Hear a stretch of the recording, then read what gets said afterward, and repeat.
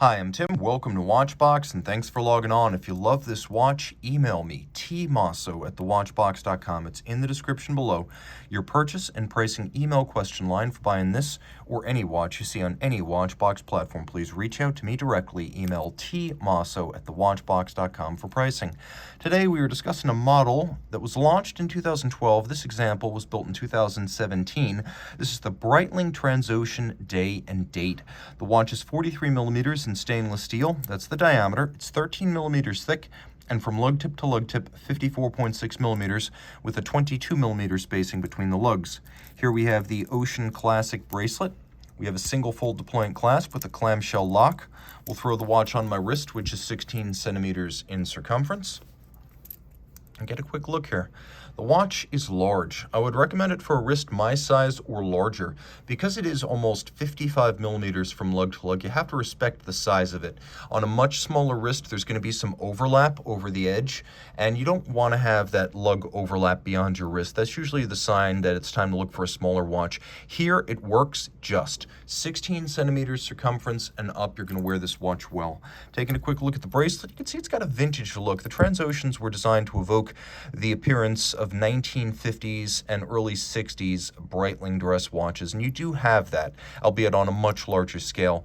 The most overtly vintage element of the watch is this mesh bracelet with a straight bar junction. These straight bars were characteristic of the mesh bracelets that were available in the 1950s and 60s, and the bracelet's made by Stib, and that is a German company that manufactures mesh bracelets for just about everyone who has them. Breitling, Omega, and beyond. Stib starts with a large sheet of links, cuts the bracelet to size, and then finishes the side to remove any cutting marks or burrs. It's very nicely made and has the souplesse of some sort of very delicate fabric or silk. It's very comfortable and it vents well. It's also conventionally sizable. As you can see, the removable links are fixed in place by screws just as they would be on a conventional bracelet, so there's nothing odd about how you size it. It's very simple.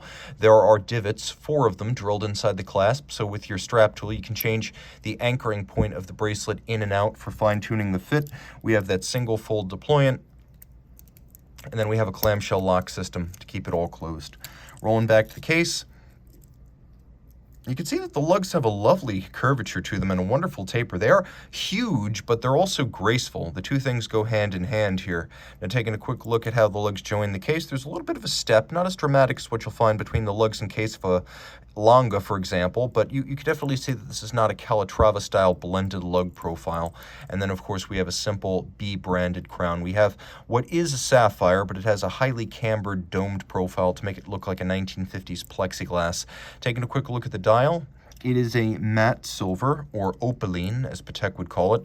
So it's silver metallic, but it doesn't have a sunburst. It's a nice, warm, glowing silver matte. We have faceted, rhodium-plated steel applique indices, and outboard of each of those a little luminescent index. The hands at center are faceted for better contrast, and we have a vintage-inspired crosshair dial.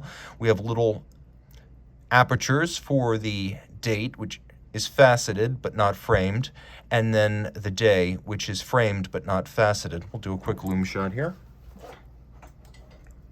And you see it's quite well loomed. You can easily tell the time.